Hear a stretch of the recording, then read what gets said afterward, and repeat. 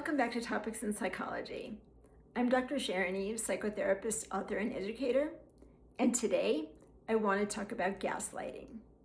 My guess it's a term that you use or that you've heard a lot. I'm so glad it's in popular conversation because it's good to know when that's happening to you. Years ago, when I was first coming up in my career, people didn't really know about that. Therapists did, but the average person didn't. And it all stems back, I won't go into it right now, but you can rent the movie Gaslight with Ingrid Bergman and see where the phrase came from. It's a really good movie.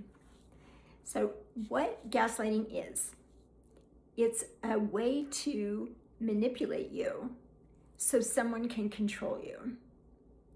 Someone wants what they want from you, and they don't want other things, and so they will tell you, oh, what you saw, that isn't what really happened. Or if they say something cruel to you that like hits you in a painful way, and you say, wow, that was pretty hurtful. You said that and it really hurt my feelings. And the person says, can't you take a joke? Or you're so serious. You make meanings in everything. No, what was really going on is they said something, it hurt. When you called it out, they didn't want to be responsible for saying something hurtful. And so they denied it. And they denied it in a particular way. They denied it in a way to make you think that there's something wrong with you. If that happens day in, day out, you're in a marriage where you're dealing with someone lying to you, you're in a long-term relationship, friendship, where someone just keeps lying to you and they won't own it, what happens to you over time? And what have you done when you're aware, oh wow, that's gaslighting? Maybe you speak it out and say, actually, that's not what's happening. Here's what I see what's happening. You may see it differently, but this is what I see. We can develop the words to do that, the language to do that, keeping in mind most of us grew up in families where we didn't get a lot of language to put with what we're feeling. So learning how to do that and say, that doesn't feel accurate to me. You may see it that way, but I don't.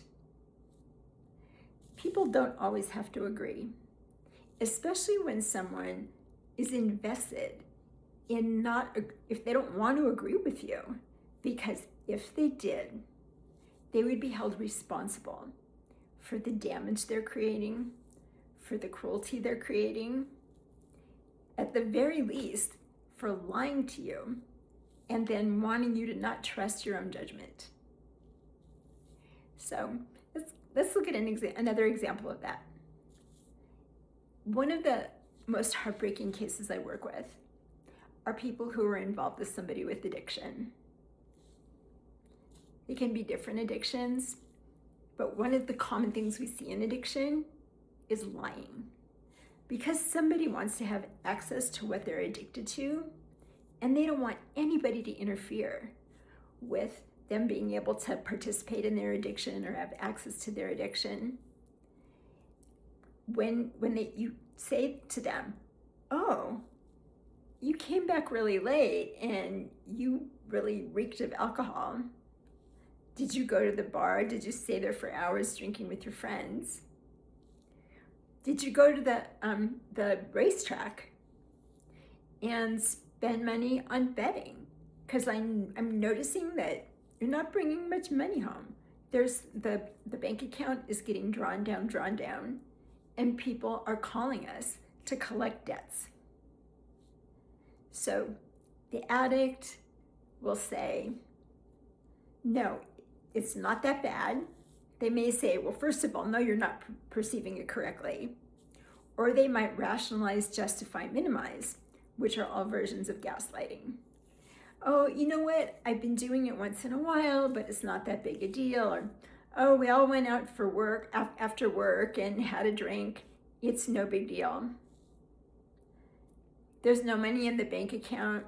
That's just because it's been a short month, but it doesn't have to do with the fact that I've been going to the track. and blowing every dime. So people want you to think about things in a certain way so that you'll do a particular thing. And what that thing is let them off the hook, not hold them accountable, start to not believe your own intuitions, your own perceptions. If you don't believe them, it's harder to have a strong voice.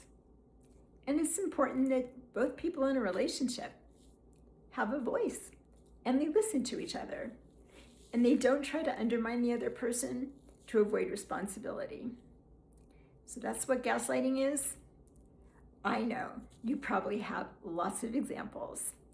I'd love to hear what they are. If you want to share them with us in the comments, I read all the comments.